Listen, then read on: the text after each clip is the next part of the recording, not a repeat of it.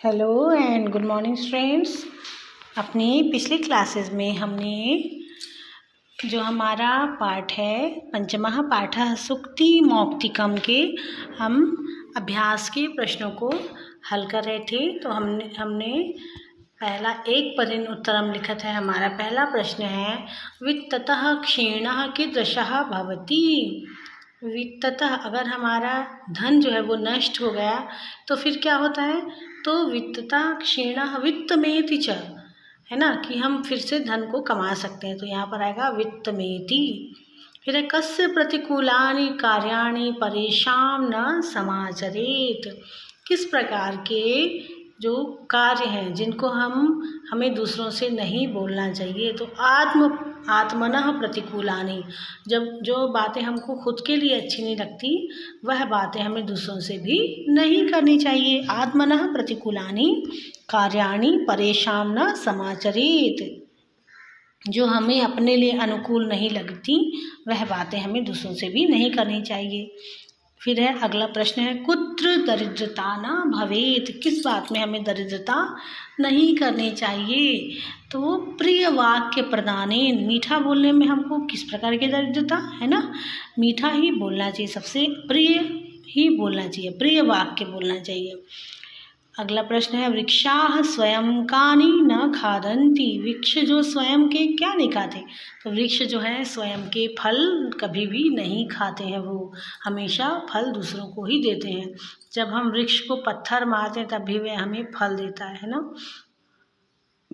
अगला प्रश्न है का पुरा लघ्वी भवति। कौन सी ऐसी वस्तु है जो आरंभ में छोटी होती है और बाद में बढ़ती जाती है। तो है ये सज्जनों की मित्रता है। आरंभ में छोटी होती है और समय के साथ वो बढ़ती जाती है।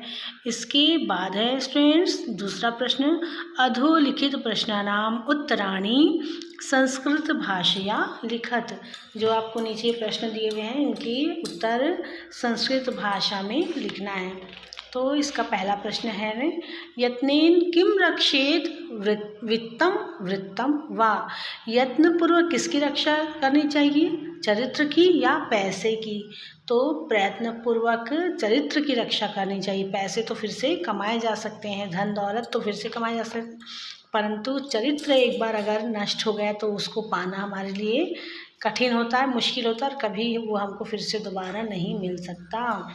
तो यत्नेन वृत्तम रक्षेत। उसके बाद दूसरा प्रश्न है अस्माभिः कीदृशम आचरणम न कर्तव्यम। हमको किस प्रकार का आचरण नहीं करना चाहिए। तो इसका उत्तर होगा अस्माभिः आत्मनः प्रतिकूलम आचरणम परेषां न कर्तव्यम।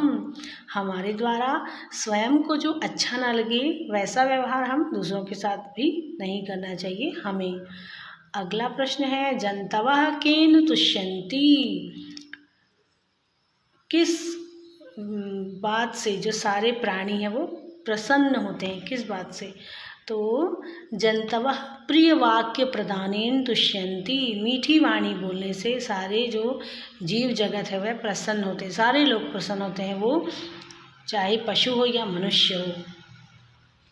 अगला प्रश्न है सज्जनानां मैत्री कीदृशी भवति। सज्जनों की मित्रता कैसी होती है। तो सज्जनों की मित्रता पहले तो छोटी होती है और बाद में बढ़ने वाली होती है। सज्जनानां मैत्री पुरा लघ्वी वृद्धिमती च पश्चात भवति। पहले छोटी होती है और उसके पश्चात धीरे धीरे जो है वो बढ़ती जाती है सज्जनों की मित्रता। अगला प्रश्न है सरोवराणाम हानिः कदा भवति। सरोवरों की हानि कब होती है। तो सरोवरों की हानि हंसों के वियोग से होती है ना, क्योंकि जब हंस जिस सरोवर में रहते हैं वहाँ पर हानि नहीं होती, उस जगह की प्रशंसा होती है, वहाँ सब लोग आते हैं क्योंकि हंस वहाँ पर होते हैं, हंसों के महत्व के कारण। और जब हंस वहाँ से चले जाते हैं तो क्या होता है, सरोवरों की हानि होती है, क्योंकि फिर उस सरोवर को दर्शन हेतु कोई नहीं आता है वहाँ पर।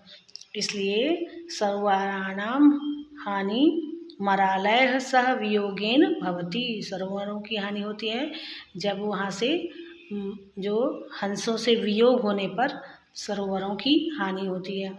इसी तरह से जहाँ पर अच्छे लोग रहते हैं, विद्वान होते हैं, उस जगह का महत्व बढ़ जाता है। जहाँ से विद्वान चले जाते हैं उस स्थान का महत्व जो है वो घट जाता है। तो आज के लिए इतना ही स्टूडेंट्स, अपनी अगली क्लास में हम आगे के अभ्यास के प्रश्नों को हल करेंगे।